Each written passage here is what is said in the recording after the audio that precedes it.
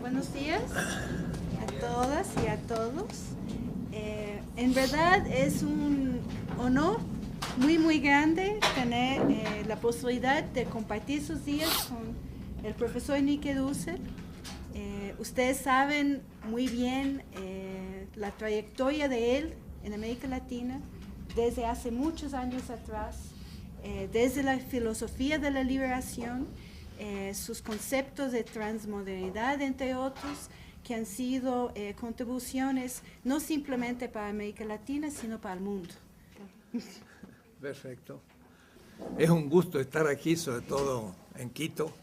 Veo un poco de esas montañas. Yo tuve el gusto, a mis 32 años, de dar unos cursos durante 6 años, cada semestre, en Quito. Pues eran épocas de descubrimientos. Yo venía justo de 10 años de estudiar en Europa y al llegar a una pequeña universidad al norte de Argentina, Resistencia, que de paso el nombre es un tanto problemático, era la resistencia contra los indígenas, ¿no?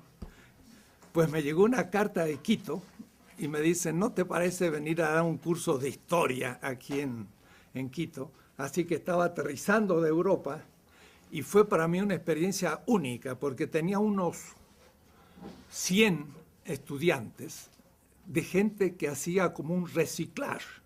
Es decir, después de 20 o 30 años de trabajo, hacía toda una nueva formación. Piensen ustedes, 67. Pues si estamos ante el 68, estamos ante casi de la doctrina de la dependencia.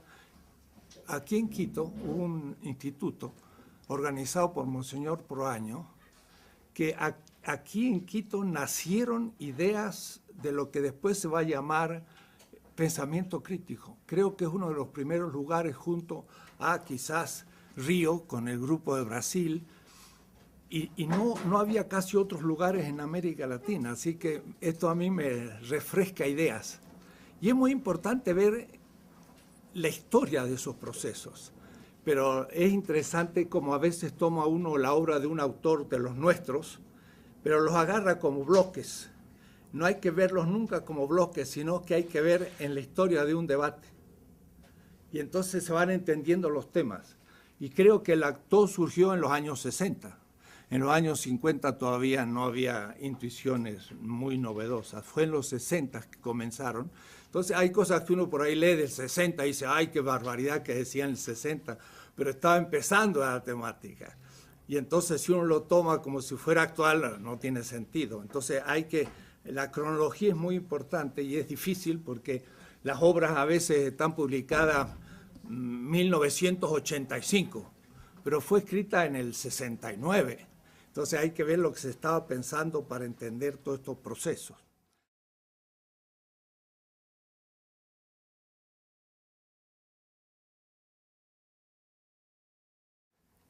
Tres días me han dado, 3 mañanas, pequeñas exposiciones y después debates, he organizado la cosa un poco así. Voy a volver a empezar por la historia. Sobre todo que si se habla de lo intercultural, no se tiene muchas veces clara idea del contenido de las grandes culturas que se han dado. Que no quiero que me la tomen sustancialmente para que digan, sustancialista. Creen que la cultura egipcia es una sustancia. No, no, cada una de las culturas incluye muchísimas culturas, pero son ellas mismas culturas ya que manejan una cantidad de semejanzas. Si yo digo cultura egipcia, 5.000 años de existencia, como decía Samir Amin, el amigo, dice, el Estado egipcio fue quizás el primer Estado de la historia universal. Estado, el egipcio, hace 5.000 años. Claro, hay otros que creen que el Estado empieza con la burguesía. Bueno, el Estado burgués empieza con la burguesía, pero no el Estado como Estado. Pero el Egipto es ya ella misma una cultura de muchísimas culturas. Y no tendría yo miedo de llamarle cultura universal, en el sentido de un cierto universo local, regional. Entonces, hablamos a veces de interculturalidad, pero no tenemos un bosquejo primero. ¿Cuáles han sido las grandes culturas? Después hay muchas otras, casi como especies.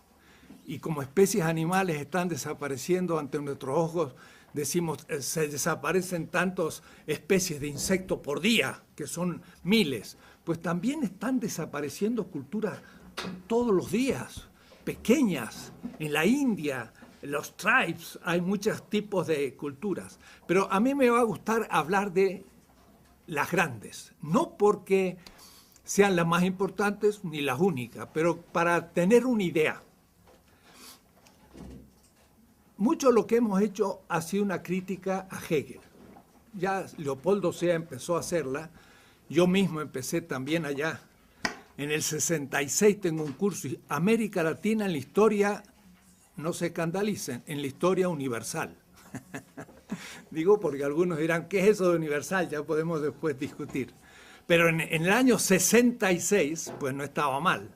Es mi primer curso universitario. Y el problema era que la visión que tenemos de la historia de las culturas, cuando hablamos de interculturalidad, es completamente eurocéntrico el esquema de exposición. Entonces, hay que destruir aún el esquema de exposición de la historia, que no voy a llamar universal, sino mundial. Y no tengo miedo a hablar de mundialidad, no soy posmoderno. Soy anti-posmoderno, desde ya nomás, porque para mí la posmodernidad es una crítica interna todavía de Europa, no es una crítica externa de Europa. Ya después explicaré todo esto. Entonces, yo no le tengo miedo a los pequeños fragmentos, pero cuando Rigoberta Menchú dice, me llamo Rigoberta Menchú y así me nació la conciencia, es un gran discurso, no es un pequeño discurso. Y es un discurso épico, o es decir, originante de un gran discurso. Entonces, yo no estoy en contra de los grandes discursos cuando los dicen los oprimidos y los excluidos, que son los únicos que tienen derecho a hacer grandes discursos. Entonces, Hegel, no porque sí, escribió la primera visión realmente, porque Montesquieu, Voltaire y todos los franceses, l'esprit de loi, fueron las primeras historias mundiales. Pero Hegel realmente lo hace de manera más definitiva. ¿Por qué? Porque estuvo justo después del triunfo de la Revolución Industrial. Y como era el triunfo de la Revolución Industrial, Hegel es la primera generación europea que realmente empieza a ver a Europa un poco en el centro, lo cual tampoco, no es así. Cada vez he ido retrasando más el tema. Si la modernidad empieza en 1492, esa tesis justamente la enseñaba aquí en Quito en 1967. Contra Wallerstein. Wallerstein pensaba que la modernidad empezaba en el siglo XVIII. En un debate que tuvimos en Binghamton, se convenció que no fue en el siglo XVIII con la Ilustración que empezó la modernidad, sino con Colón. Eso fue toda una tarea que tuvimos que hacer personalmente. Pero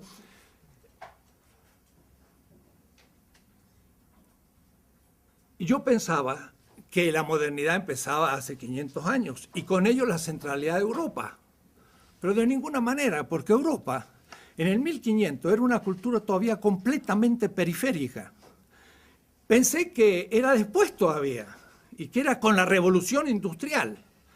Y también me vuelvo a convencer de que todavía no. Si ustedes han leído el último libro de Giovanni Arrighi, Adam Smith in Pekín, que de paso es también fruto de debates, dice hasta 1870, a mí lo estoy diciendo, la China producía tanto acero como Estados Unidos y Inglaterra sumados.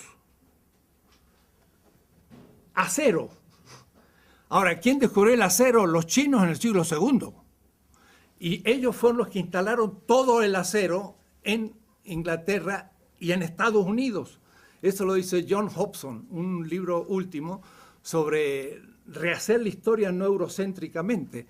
Los que instalan las fábricas de Sheffield en Inglaterra son ingenieros chinos. Le enseñan a los ingleses a hacer el acero.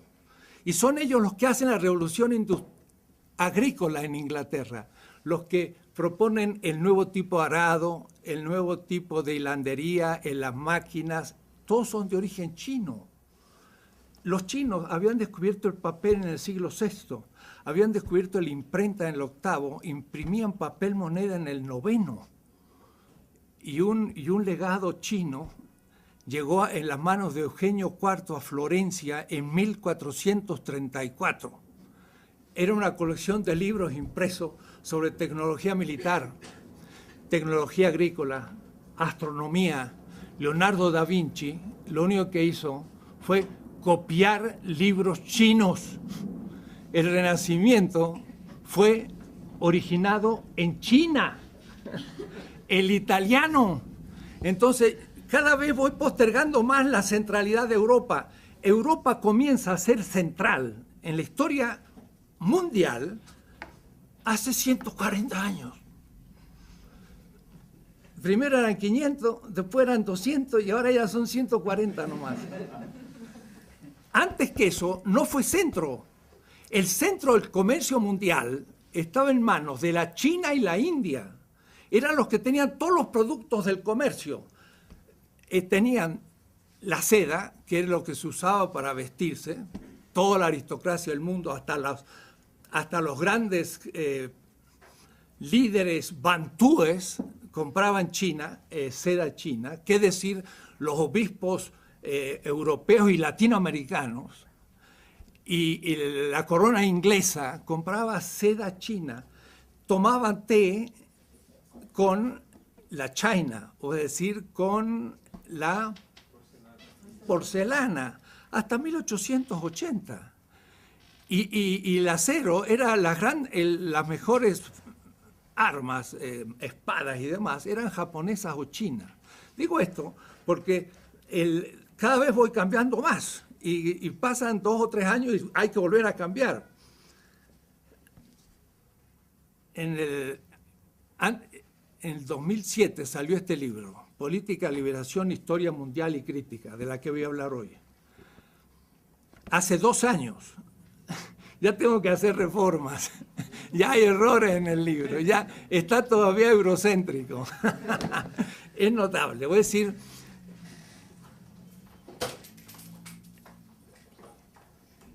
si yo preguntara lo siguiente, ¿quién estudió la historia mundial no con el esquema edad antigua, edad medieval y edad moderna?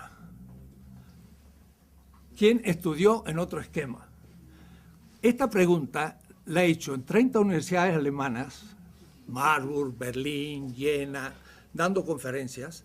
Lo he dicho en Delhi, lo he hecho en Manila, lo he hecho en todos los lugares latinoamericanos y nadie me ha levantado la mano.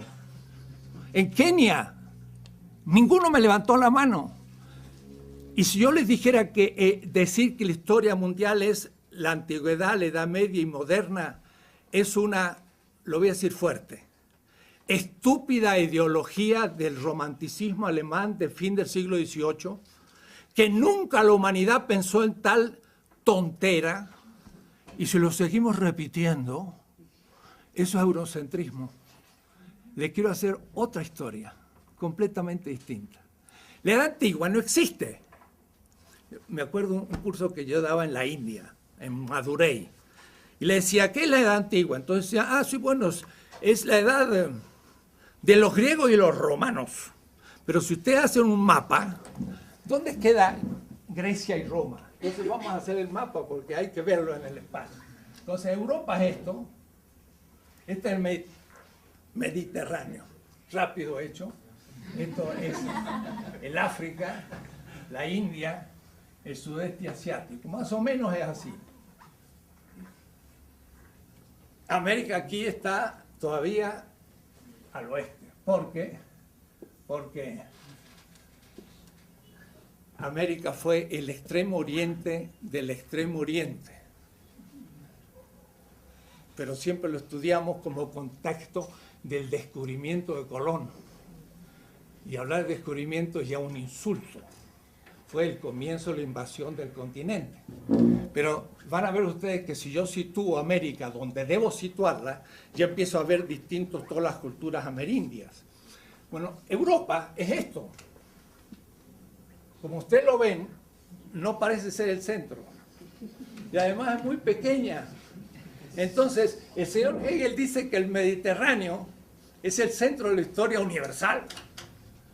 No puede serlo. Tiene que ser o el mar de la India o el Pacífico, pero no puede ser el Mediterráneo. El Mediterráneo es un marcito pequeño que fue no más que el centro de una cierta cultura. Entonces ustedes ven la antigüedad. Entonces yo estaba en Madurai y les decía, a ver, los griegos llegaron, sí, la verdad que con Alejandro llegaron casi hasta la India, ¿no? Que sería hoy Pakistán. Pero después tuvieron que retroceder, aunque los seleucidas quedaron durante unos siglos, pero también retrocedieron después porque al fin en la propia Mesopotamia ya no fue griega, sino que fue de nuevo sasánida y se le fue de las manos. Es decir, que a lo más que llegó los griegos fue hasta aquí y luego el Imperio Romano. Para Hegel la China es como la infancia de la humanidad y el espíritu en su libertad de la China pasa a la India, a los medos y a los persas y luego los griegos y luego los romanos.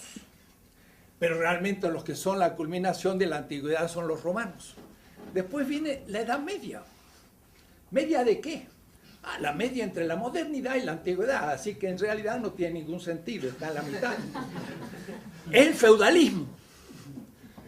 Y hasta el marxista, yo conozco bien a Marx, tengo 4 tomos sobre Marx, se hablaba del feudalismo y el modo asiático, que era un modo feudal. El feudalismo solo existió en Europa y en ninguna parte más del mundo. No hubo feudalismo ni en la China, ni en la India, ni en América, ni en ningún lado. Solo en Europa, feudalismo. Pero el feudalismo fue un fenómeno debido a ¿qué? A que los árabes en el 623 salieron de la Égira, comenzaron la expansión, y le metieron a Europa un muro que el Imperio Otomano estuvo hasta 1680, miren qué fecha, ¿no? 1680, sitiando Viena. Viena estaba por acá y Granada todavía era musulmana en el 1492. En enero recién se liberó. Esta pequeña Europa tenía a lo más 70 millones de habitantes. La China siempre tuvo el doble, tenía 160 en esos años. Y no hablar la India, etc. Entonces, la Edad Media no es más que la época en que el mundo musulmán puso un muro a Europa y la aisló del mundo. Europa nunca fue centro, nunca. Siempre fue periférica y lo fue hasta 1870. si ustedes quieren, 1790 la revolución industrial, pero también los chinos hicieron revolución industrial. Y luego hubo crisis que hay que mostrar por qué. Estamos recién descubriendo China. Y yo hablo de China porque es un motivo para romper el eurocentrismo. Y el eurocentrismo todavía no lo hemos terminado de romper. Cada 6 meses descubro un aspecto eurocéntrico en mi pensamiento. Y esto hace 20 años. No se termina. Es muy difícil porque está tan metido. Bueno, Edad Media no tiene ningún sentido. En esa época, que sería del siglo VII hasta 1492, que es el fin del siglo XV, son 8 siglos de feudalismo. ¿Cómo feudalismo? Los árabes están en Marruecos, en Fez, una ciudad de 400.000 habitantes, que había sido Córdoba. Están en el gran califato fatimita en Egipto. Pues Bagdad ha sido ya maltratada por los turcos, pero Bagdad sigue siendo una referencia. Está Bizancio, que va a ser tomada en 1453. Los griegos van a pasar a Italia. Qué extraño, 1456 Ficino comienza la traducción de Platón del griego al latín. El Renacimiento, pues son pobres griegos salidos de la toma de Estambul por los árabes, que también comienzan el Renacimiento. Es decir, el Renacimiento va a ser parte chino y parte bizantino. Los italianos, poco que agregan. O es decir, tampoco la Europa Latina hizo tanto que digamos. Pero después tenemos que entonces ver toda la región de los árabes en Afganistán, Delhi, que va a ser musulmana, y después todo Indochina, hasta más. Mindanao es musulmana en el 1492. Quiere decir que, miren, los árabes en la Edad Media tienen una cultura universal o mundial que va del Atlántico hasta el Pacífico y no tiene nada que ver con el feudalismo. Son una cultura urbana y mercantil. No hay nada, señores feudales ni nada, y eso es la Edad Media. No tiene sentido. ¿Se dan cuenta? No más que para decir rápido cómo hay que empezar a rehacer toda la historia de las culturas de otra manera, para entonces tener una imagen actual desde otro horizonte. Es lo que quiero hacer en unos minutos. En unos minutos. Es decir, quiero darle otra idea de la historia mundial, de las grandes culturas, para ver dónde estamos parados. No había pensado hacerlo, pero dije, sería bueno para entender un poco, cuando hablamos diálogo intercultural, el gran diálogo intercultural va a ser con la China, con la India, con las culturas bantúes, las americanas, amerindias, y después la moderna europea y algunas otras, son las grandes. Ahora después, cada una de estas tiene una cantidad interna, porque si hablamos del Incario, pues tenemos los quechos, los aymara y cientos de culturas internas, pero sin embargo fueron de alguna manera unificadas y podemos tener ciertas semejanzas que nos permiten ver diferencias con otras culturas. Hay que debatirlo. ¿Cómo podría ser yo para tener otra visión de la historia mundial que no fuera esta? Yo la voy a dividir en 4 grandes etapas. No nada que ver con la antigüedad, la Edad Media y la Edad Moderna y la contemporánea, nada que ver, sino pensar las cosas de otra manera. Esto lo he explicado en muchas partes, hasta en la India. Y me acuerdo uno que me decía, ahora entiendo la historia de la India. Eso me dijo un joven en un curso, porque él también estudiaba la historia eurocéntrica, entonces no entendía ni la historia de la India. Dice Hegel, la historia va del este hacia el oeste y Europa es el centro y el fin. Der Zentrum und der Ziel der Weltgeschichte. Es el centro y el fin de la historia universal. El este está acá y el oeste está acá. Y la historia va del este hacia el oeste. Por eso que en esa visión, América, que está acá, pues viene después.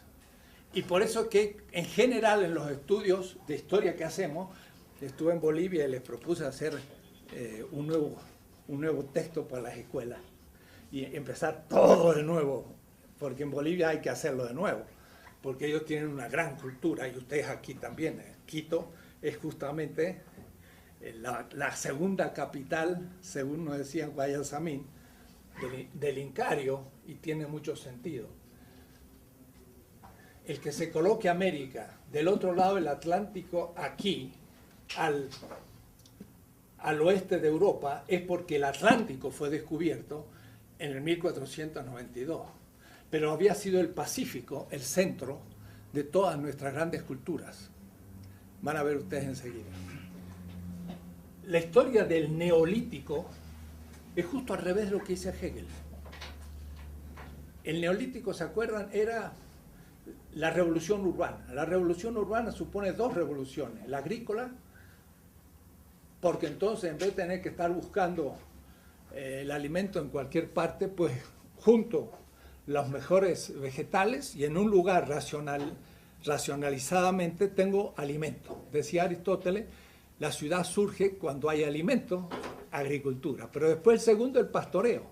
En vez de estar cazando los animales, agarro los más grandes, gordos, la vaca, tan fea, pero bueno, simpática, pero gordísima. Y ahora puras vacas nomás, y los leones, y las gacelas, y todos los hermosos animales van al zoológico, porque no nos sirven en el sentido no ecológico de la palabra. Agarramos los que más nos sirvieron y eso lo reprodujimos en el pastoreo, y los otros los fuimos matando, y ahora hay que las especies se están terminando, pero la especie de vaca no se termina, porque esa no sirve, ¿no? La aprovechamos. Entonces, gracias al pastoreo y a la agricultura, dos instituciones, surge la ciudad. Entonces, las ciudades son los que crean la complejidad de clases sociales, y empieza la dominación de clases, y ahí tenemos la producción de las grandes culturas. Sahagún llega a describir en el Imperio Azteca 360 oficios. En cambio, en un clan nómade, pues hay el cacique y 3 oficios, y todos aprenden los 3 oficios y con eso sabe todo lo que necesita. En el Imperio Azteca había 360 oficios. Había agricultores de distintos tipos, los que hacían los papiros no, los que hacían los grandes amates, los sabios, los sacerdotes, los militares, los comerciantes, 380, es una diversidad fenomenal. Entonces, la historia del Neolítico, ¿cómo empieza? Pues lo que sabemos hasta ahora, y podría cambiarse, sobre todo que siendo el ser humano originario del África, ciertamente, ahí debieron haber hace 40 y 50 y 60 mil años ya aldeas, pero no se han descubierto por ahora. El Homo sapiens tiene apenas 150 mil años, el Homo habilis 4 millones, ¿no? De los 4 millones de los primeros seres humanos al Homo sapiens son de 4.000 a 150, ¿no? Debió haber otras culturas antes, pero de todas maneras, por ahora, la que nos recuerda la arqueología nos dice que al sur de Turquía tenemos ciudades ya con culto al toro y todo hace 7.000 años antes de la era común. Es decir, hace 9.000 años ya había ciudades. Pero estas se van corriendo hacia el sur, y justamente al sur de la Mesopotamia, donde fue la guerra de Kuwait. Kuwait es justo la desembocadura del Éufrates y el Tigris, y ahí fueron la confederación más antigua que conocemos de ciudades. En esa guerra última, miren qué notable, Irak hoy destruida por los bárbaros del siglo XXI. Va a pasar la historia el señor Bush. Atila no se le va a comparar.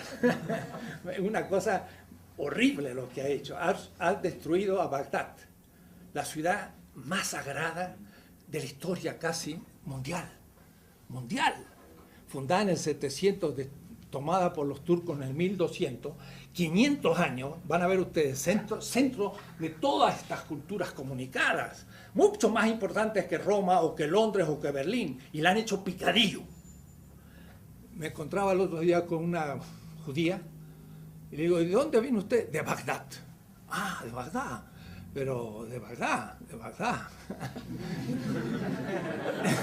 Dice, de verdad. Dice, soy judía del siglo IV. Nosotros hicimos el Talmud y el Mishnah de Bagdad. Y ahora han destruido Bagdad. Nunca más va a resucitar esa ciudad. La han destruido completamente. Una familia que tenía 16 siglos de existencia está ahora nómade en Estados Unidos. Entonces, en esas regiones surgieron las primeras conexiones de las grandes culturas. Yo empiezo mi curso de historia de la política, ¿no? Porque el primer tomo es una historia mundial de la política, para hacer una política de Evo Morales. Porque la clave de toda mi política, son 3 tomos como este, es Evo Morales.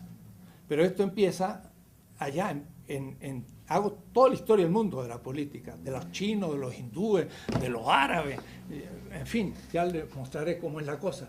En latinoamericano estamos exigidos a hacer todo de nuevo, porque todos los que nos cuentan son construcciones ideológicas, aún de los que se creen más críticos, todavía somos, y yo mismo me voy atrapando, como digo, Aquí tenemos cosas tales como que nuestra semana es de 7 días.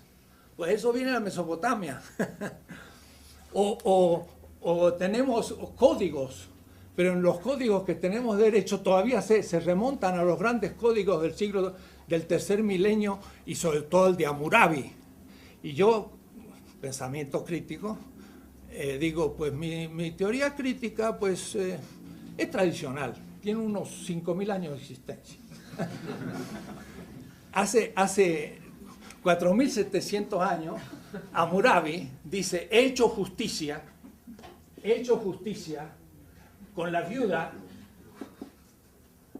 con el huérfano, con el pobre, con el extranjero.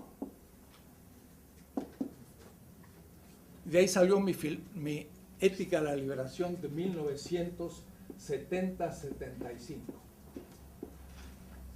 Ese texto me inspiró a escribir la Ética de la Liberación Latinoamericana en el año 75, porque nosotros hablábamos mucho de que había que comprometerse con el pobre, y eso lo había dicho Hammurabi. Ahora, lo interesante de esta ley es que no dice voy a hacer justicia con mi mujer, dentro del machismo, voy a hacer justicia con mi hijo, con el conciudadano y con el rico, sino que es el concepto ya de exterioridad. El orden tiene una ley, pero en la exterioridad de la ley está el que la ley no protege, pero sí la ley de Hammurabi y de la Mesopotamia. La viuda era la mujer del otro, y he hecho justicia con la mujer del otro. He hecho justicia con el hijo del otro.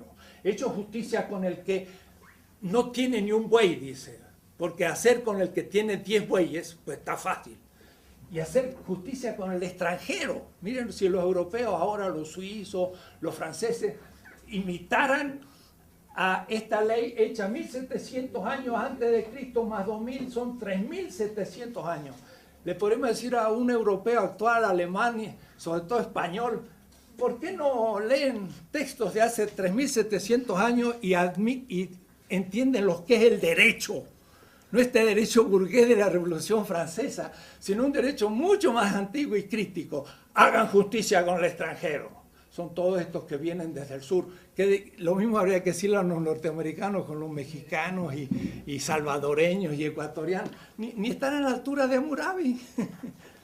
Digo esto para que piensen que desde ahí ya tenemos inspiraciones fundamentales, porque de ahí viene todo el pensamiento semita y de ahí va a venir otras cosas. Bien, Egipto, 3.000 años antes de la era común, menos 3.000, es ya la primera grandes dinastías.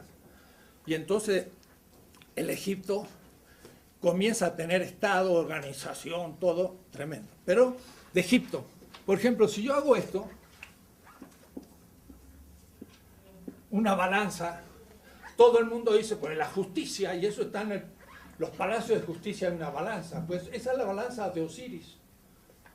Osiris tenía una balanza en la mano, era el dios de la resurrección de Egipto.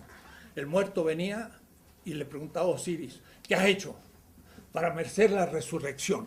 Además hay mucha gente que cree en la resurrección, aún en América Latina. Viene de Egipto, no viene de Israel. Israel viene de Egipto también, así que el cristianismo viene de Egipto. Y entonces, ¿qué le dice el muerto?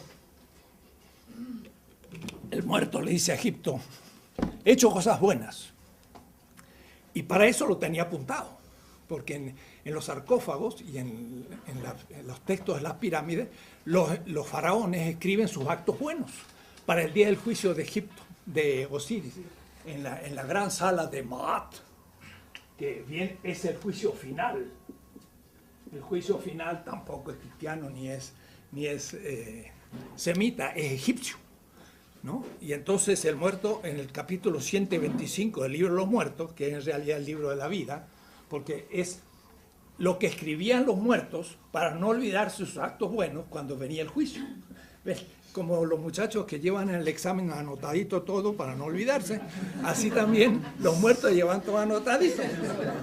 Y entonces miren el capítulo 25, dice, ¿qué has hecho de bueno? Dice, he dado pan al hambriento, he dado de beber al sediento, he dado de vestir al desnudo y una barca al peregrino. Entonces, con su nombre y apellido, lo resucita. Con su nombre y apellido, o es decir, individual. Y el señor Charles Taylor, en el Source of the Self, la fuente de la identidad, va a buscar la identidad entre los griegos y no lo encuentra. Si se hubiese tomado un barquito y hubiese llegado a Egipto, entonces, 2500 años antes de Aristóteles, tanto de Aristóteles hasta mí, o es decir, si el Egipto está en el 30 siglos antes de Cristo y Aristóteles está en el 350, había 2650 años desde los textos de Menfis a Aristóteles. Y de Aristóteles hasta mí hay no más que 2300, es decir, menos. Digo para que tomen proporción. O es decir, que Egipto era para los griegos una cultura más antigua que la griega para mí. Y todos dicen, la filosofía empieza en Grecia. Mentira, empieza en Egipto.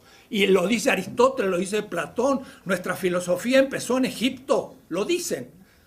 Pero von Humboldt, que pasó por aquí también, se inventó después la Universidad de Berlín y la primer tesis de la Universidad de Berlín, la filosofía es griega. Y entonces el helenocentrismo fue el padre o la madre, como quieran, del eurocentrismo.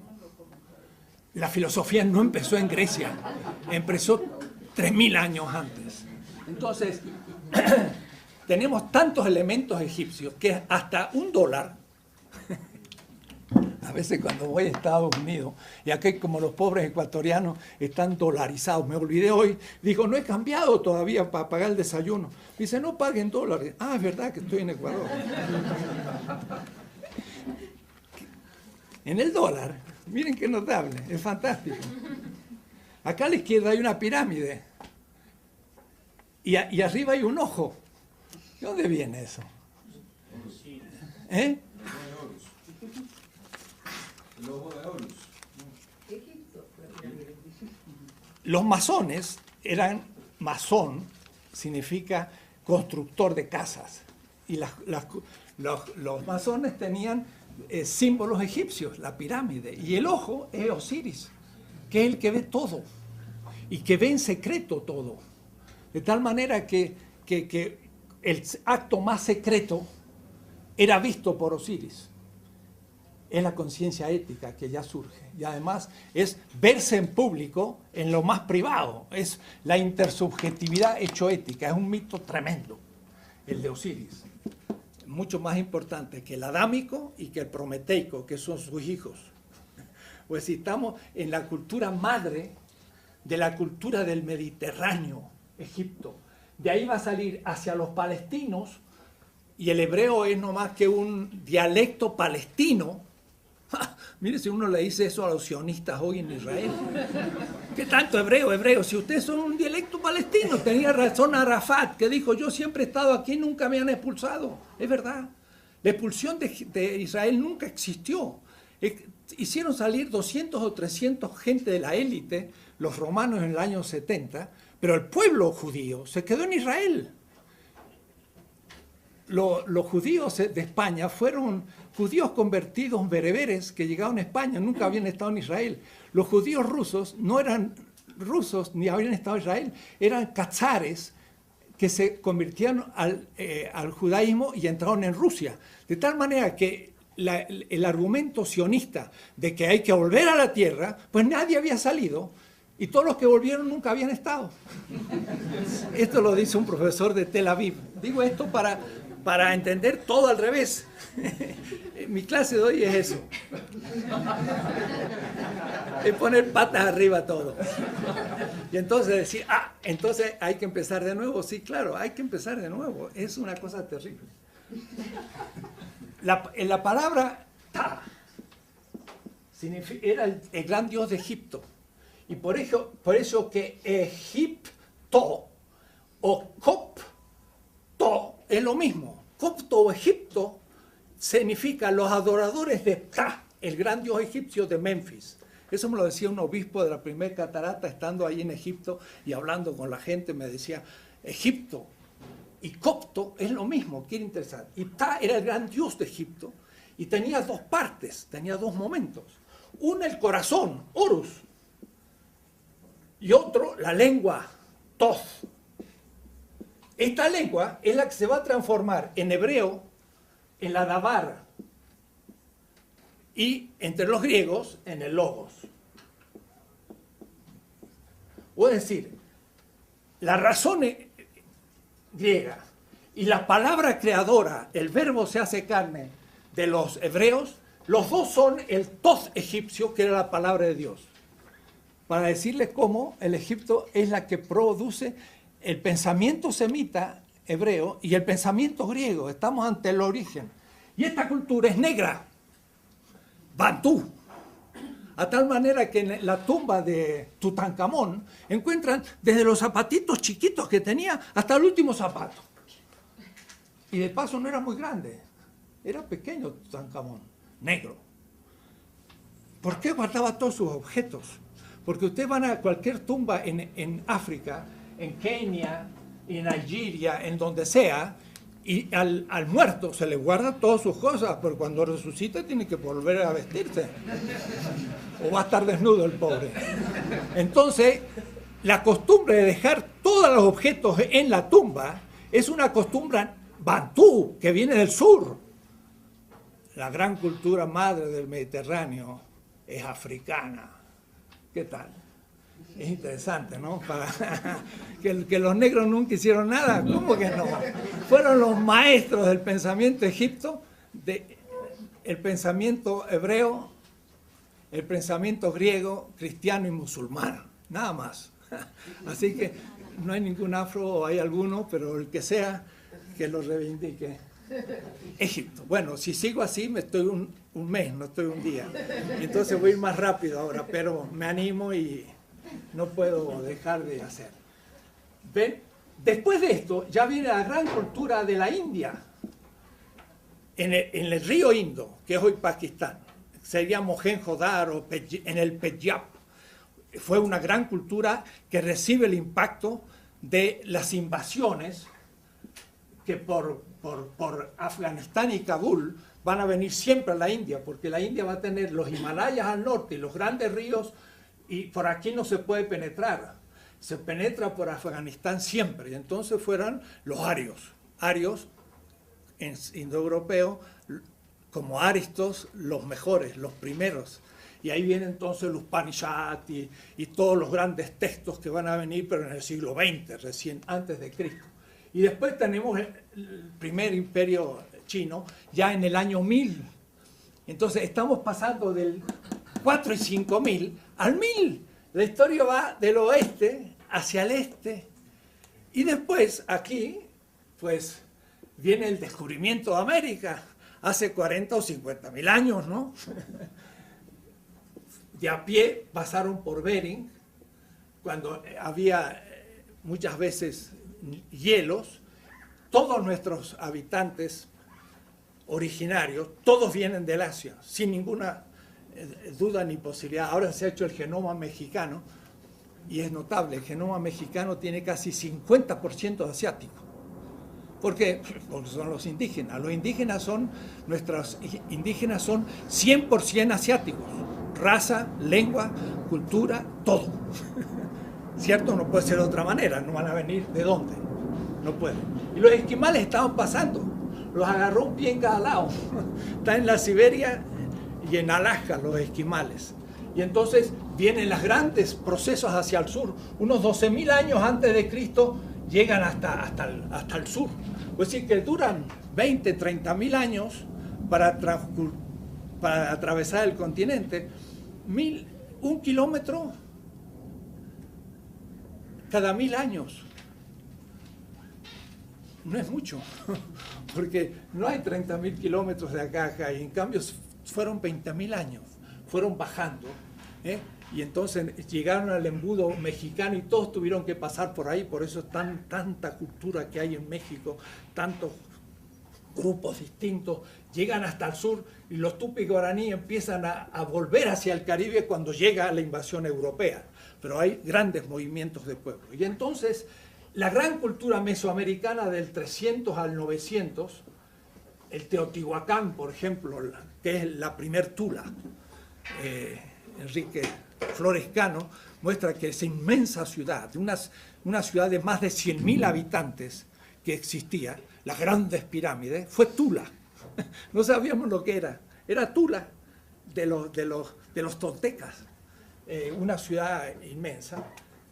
Y la cultura maya, del cual en este congreso que ha habido 53 americanistas en México ahora, tuve yo una especie de revelación de un maya, del cual hablaré después porque me pareció extraordinario y además va justo en la hipótesis de la transmodernidad, van a ver ustedes después. Y nuestra gran cultura del Incario, también en la misma época el Tiahuanacu, es también clásica, de tal manera que aquí estamos en el primer milenio después de Cristo. No es que haya habido una relación directa, pero pasamos del sexto milenio al primero. Las grandes culturas neolíticas fueron hacia el este, señor Hegel, justo al revés de lo que usted pensaba, ¿no? Sin contacto directo. Ahora, el centro de estas culturas fue el Pacífico, de las nuestras. Y para un ejemplo pequeño, los mapuches de Chile, a su cacique le llamaban el Toqui. Caupolicán fue un Toqui. Y este era elegido para luchar contra los enemigos, por ejemplo, contra los españoles. Y por eso que los mapuches han resistido y resistido toda la época colonial y casi hasta hoy. Pues en la isla Samoa y luego en Australia, y sobre todo en Nueva Zelanda, están los pueblos Moari o Maoris. En Nueva Zelanda, en Auckland, estaba y fue a un museo. Y entonces en el museo había una piedra, que era la forma que lo agarraba el cacique Maori. Y se llamaba Toqui. Era la misma piedra de los mapuches, con la misma forma y la misma manera de elección al jefe guerrero. Es decir, que desde Nueva Zelanda, Samoa y Chile, esto todo era una sola cultura polinésica. Era el centro de nuestras grandes culturas. Cientos de expediciones polinésicas llegan al continente americano y por eso que las islas están también habitadas. En México, la gran piedra del Sol, que tiene las 4 edades de la humanidad de todas nuestras culturas, que fueron 5, los mayas, los aztecas, los incas y hasta los onas, hablan de las 5 edades del mundo. El 5.º sol es Huitzilopochtli y está sacando la lengua. Y este es el saludo polinésico en todas las culturas polinésicas. ¿Quién hubiera dicho Huitzilopochtli con un gesto polinésico? Entonces, esto por decirle que realmente las culturas daban al Pacífico y la Polinesia era el origen. El Atlántico era tierra de nadie y por eso que eran tierras más primitivas. Esto sería el primer curso que habría que dar a nuestra gente para que sepan de dónde vienen los amerindios. El extremo oriente del extremo oriente. En todo. Un compañero Puna de Panamá el que estudiaba en Roma, me dice, yo iba a las fiestas de Indonesia. Y entonces había un gran festín en la fiesta de Indonesia de la Libertad y había un buen banquete. Y como yo era estudiante, me decía, pues venía bien una buena comida. Y entonces yo entraba, dice, a la embajada de Indonesia. De Indonesia, ¿no? Está por acá. China, Indonesia, acá. Dice, entraba ahí y nadie me preguntaba, era un indonesio y era un puna, 100%. Realmente los gestos, la manera, la raza de un indonesio y un puna son idénticos. Vienen del mismo lugar. No hay lugar. Entonces, esta es la primera etapa. Esto yo le llamo el gran camino de las culturas hacia el este.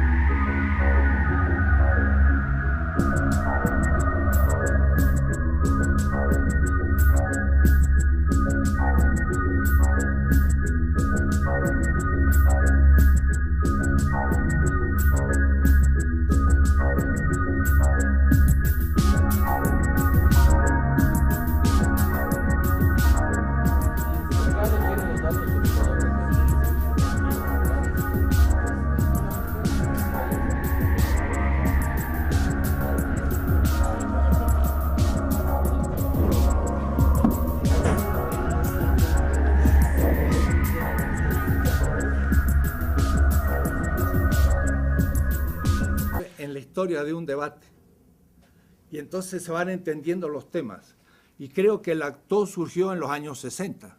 En los años 50 todavía no había intuiciones muy novedosas, fue en los 60 que comenzaron. Entonces hay cosas que uno por ahí lee del 60 y dice, ay, qué barbaridad que decía en el 60, pero estaba empezando la temática. Y entonces si uno lo toma como si fuera actual, no tiene sentido. Entonces la cronología es muy importante y es difícil porque las obras a veces están publicadas en 1985, pero fue escrita en el 69. Entonces hay que ver lo que se estaba pensando para entender todos estos procesos.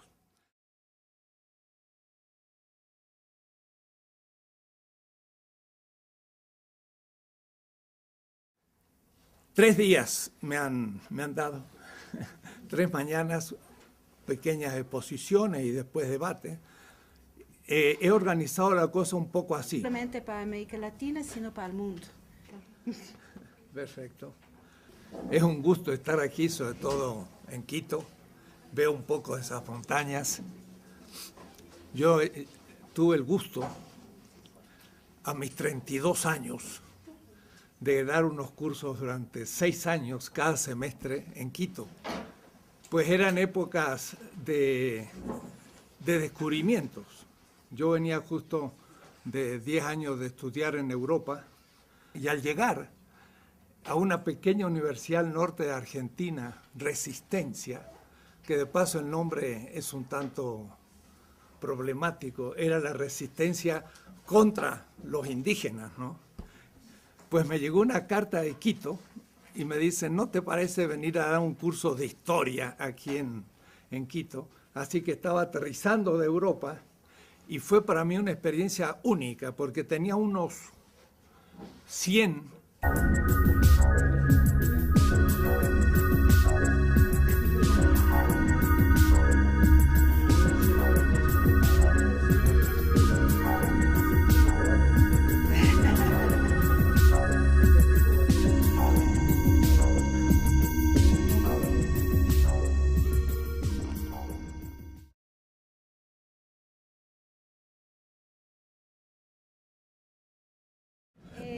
Buenos días a todas y a todos. En verdad es un honor muy grande tener la posibilidad de compartir sus días con el profesor Enrique Dussel.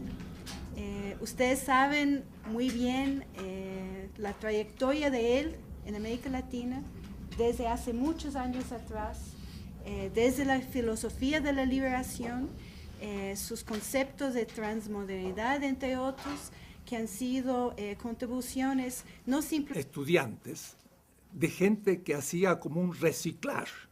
Puede decir, después de 20 o 30 años de trabajo, hacía toda una nueva formación. Piensen ustedes, 67. Pues si estamos ante el 68, estamos ante casi de la doctrina de la dependencia. Aquí en Quito hubo un instituto organizado por Monseñor Proaño, que aquí en Quito nacieron ideas de lo que después se va a llamar pensamiento crítico. Creo que es uno de los primeros lugares junto a quizás Río con el grupo de Brasil, y no había casi otros lugares en América Latina, así que esto a mí me refresca ideas. Y es muy importante ver la historia de esos procesos, pero es interesante como a veces toma uno la obra de un autor de los nuestros, pero los agarra como bloques. No hay que verlos nunca como bloques, sino que hay que ver